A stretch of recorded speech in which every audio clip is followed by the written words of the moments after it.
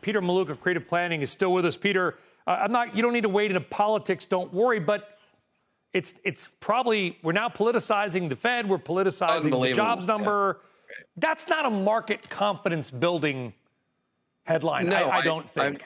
I felt like I was watching, like I'm being punked or in the Onion, the parody satire video. I can't believe what I just saw. I mean, look, I'm not a fan of some government statistics. You just have to look historically at their inflation numbers or what they say healthcare inflation is.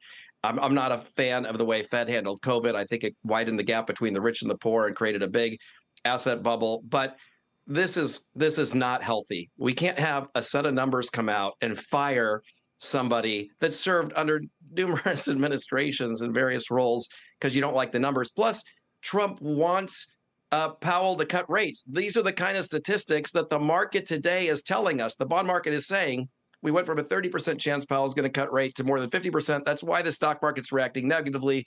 These things are intertwined. I mean, he's getting what he wants, and he just, it's unbelievable. Well, and it is unbelievable. And you do actually, I hate to say it, but you kind of do want bad numbers because that would then press your case, your own case, right, to have the Federal Reserve lower rates. They're not going to lower rates if the economy is going gangbusters. And I get your point, Peter. Trust me, I get your point about many of our viewers and listeners. I can tell you right now, because I talk to them. I see them in airports. I see them in restaurants. I hear them on Twitter.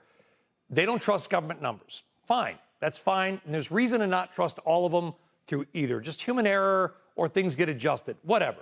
But politicizing stuff to this level 100%. Creates a level of distrust, which I don't think is very healthy long term.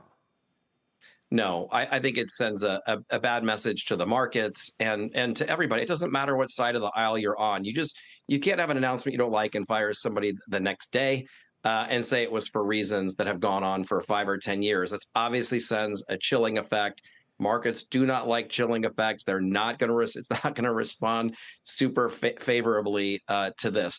I mean, to me, the big thing here is what you just said. How these pieces go together. You cannot say the economy is absolutely amazing and Powell should cut rates. That's not how those two things go together. You cut rates when you need to stimulate the economy because it's not doing well. We get some numbers that actually feed into that, and now we're upset with the numbers.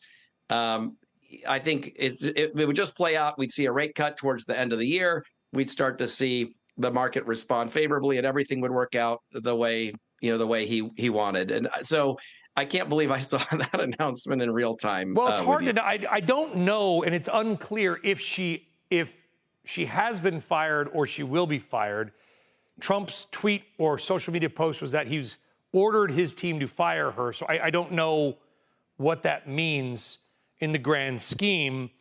But you'd be probably, if you wanted to replace this person or by the way, any person of any political stripe, you might want to say what we just said at the top of the show to Joe Livornia, which is for the last 2.5, 3 years, there's been massive revisions on the jobs number, both up and down. And the markets are like, well, what good is the jobs number if we revise it up this month and then revise it down the next month? Maybe just say we need somebody, that's better at their job or something, I don't know, and then move on. Politicizing it is then what creates that division and that distrust. Stock markets are based on trust. Financial markets are based on trust. And, the stock market's a real-time voting machine, right? In general, the market trusts that the numbers are directionally correct.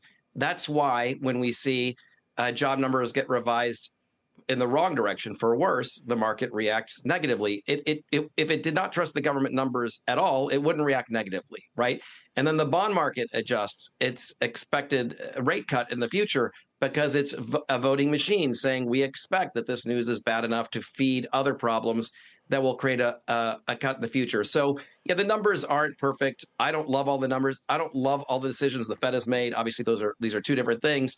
But generally, the information's directionally correct and useful, right? And so it's never going to be perfect, day to day, which is why you have the revisions later. No different than a private business. A private business releases guidance, then their numbers, then their revised numbers.